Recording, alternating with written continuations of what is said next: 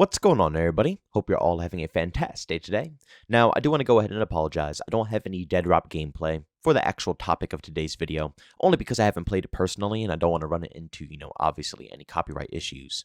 But honestly, I really want to go ahead and talk about this topic because my opinion on this whole situation has pretty much completely taken a 180-degree turn.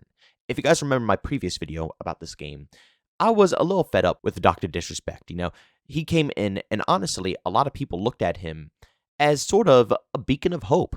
Let's be honest, gaming is taking almost a pretty dark turn. Well, not even almost, it is taking a very dark turn right now.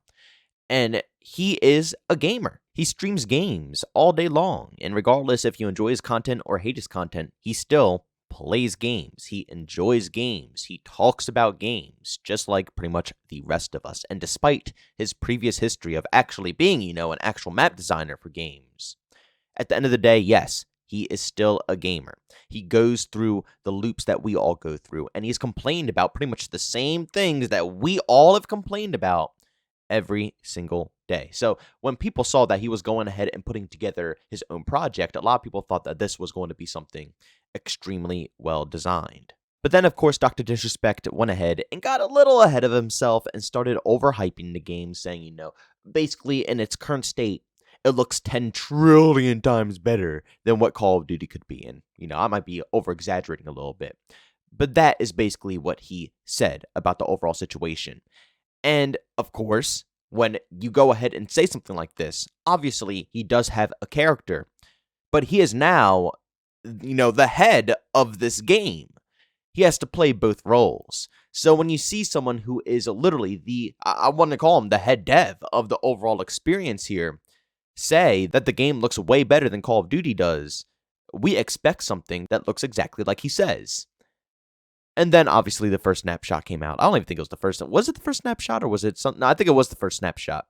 And, obviously, it just didn't live up to expectations. And again, I understand it's extremely early on, but when he hyped it up that way, it put a bad taste in my mouth. Even knowing his character, because I really like his character. I think he's hilarious. And if his character says something like this, I'm all about it. But knowing that he is now the face, he's the face of this game. He can't be just throwing out any words that he wants to anymore.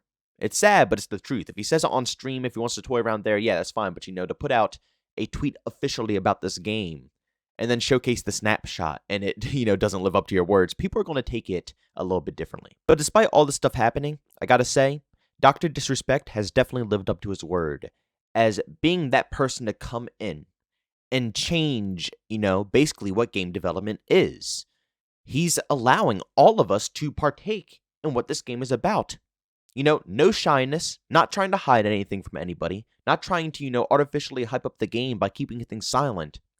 Everything has just been out in the open. Multiple different snapshots, so much gameplay, live action, and it's all in, like I said, a rough state. It's not a complete game. It's very, very, very early on.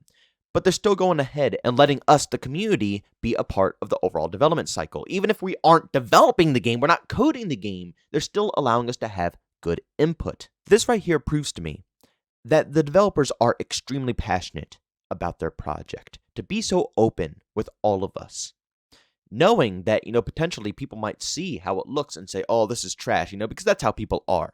Yeah, it's sad, but it's the truth. People will literally look at something in an extremely early build and say it looks like garbage and never consider it ever again. So with the developers having this in mind, that some people will see that and they will stray away from the game. But they're pushing past it anyways, knowing the light at the end of the tunnel is right there.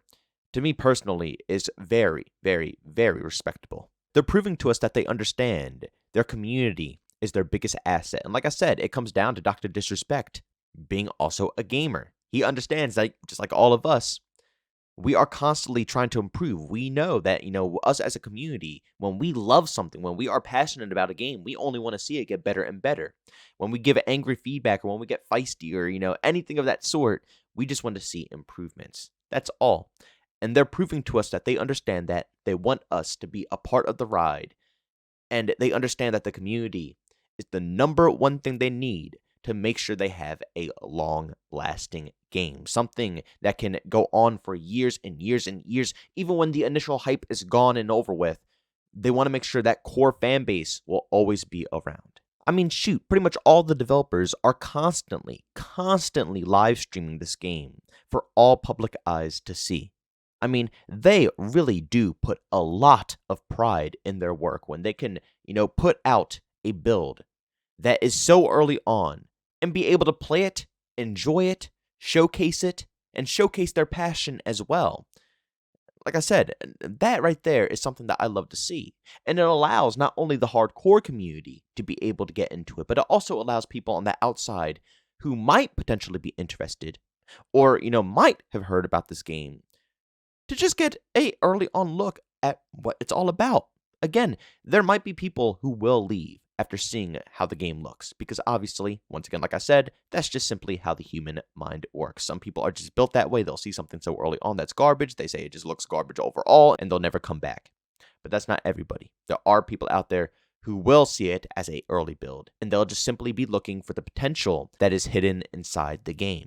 And the more gameplay they can showcase, the more moments they can showcase, the more passion that these developers, that they can showcase out to people on the outside who aren't a part of the community, the more individuals they might be able to pull in. Also, not only can we view the snapshots and view gameplay, but at the same time, there's individuals out there who actually can play this game. They have live play tests, live play sessions, where individuals can hop in and actually test out the experience, give feedback, critique, and help out with the overall game. Now, I don't remember how you actually get in. I think you had to get, the Founders Pack or something. You probably had to pay to get access to these benefits and stuff, support them a little bit further, which is understandable for a game that's so early on. But at the end of the day, regardless, they are still allowing people from the outside who are not developers to get an inside look, inside play session of the game, and then give criticism and help them further improve the product that they have. But overall, I guess the point of this video is that I wish other developers would take this same exact approach. I understand that Dr. Disrespect is doing this on purpose because he understands that that's what the gaming scene is becoming. But at the end of the day, I don't know if it's going to be enough to influence anybody on the outside, any other top publishers to, basically allow these developers to pick up any of these tactics, to be open with their communities, to allow their communities to assist with anything within the game. Because it all seems, like I always say, a business strategy. These games are meant to hype people up, get people excited, and then obviously make the initial sale. Everything after the initial sale is just, they don't care. It's icing on top of the cake at that point. They're going to milk microtransactions. They're going to milk everything else. But they want you guys to get hyped up as much as possible so they can make as much money day one. And that is the moral of the story. So the less we know about the product, the less we know what's going on, the more interesting, the more intrigued people are going to be, the more curious people are going to be, and the more willing they will be to open up their wallets. Which, at the end of the day, unless the developers really know what they're doing, will end up being a pretty rough project if, of course, it is coming along with a franchise as long as Call of Duty. If it's a new project, then who cares? Be creative as you want. But when it comes to COD, something that's been going on for so long here, or Battlefield that's been going on for so long, you want to make sure the identity is still intact. And the best way to go ahead and do that is to allow the hardcore community to assist you, help you, take our feedback, because we only want to see this game succeed. Let's be real here. The majority of the best games out there are games that have mod support, where you can mod them like no tomorrow, make them, unique experiences, allowing the consumer and the player base to go ahead and, just, mess around with the game in any way they want, do the most insane stuff. Those games always prosper. Games that have modes like Forge. Halo Infinite, I didn't make a video about it. I've been slacking on Halo Infinite. But Forge has brought so much life to that game. And, pretty much all of us knew that that was how it's going to go down.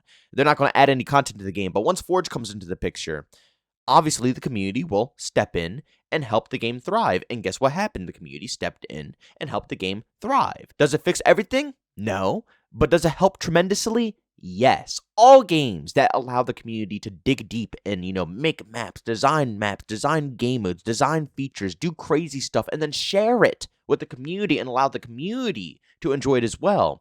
any game that does that typically has a very long life cycle. But ladies and gentlemen, I'm going to go ahead and end off the commentary there. Thank you all so much for tuning into this video. If you enjoyed, make sure to leave a like. If I hate it, leave a dislike. Also, if you're brand new, enjoy the content, don't forget to subscribe, hit that notification button. Also, want to chat me this too. We do so have Twitter and Discord, both linked down in the description. And also, want to catch me live streams of video games, do it over on Twitch. Link that is in the description as well. But guys, thanks so much for tuning in. See you on the next one. Peace out.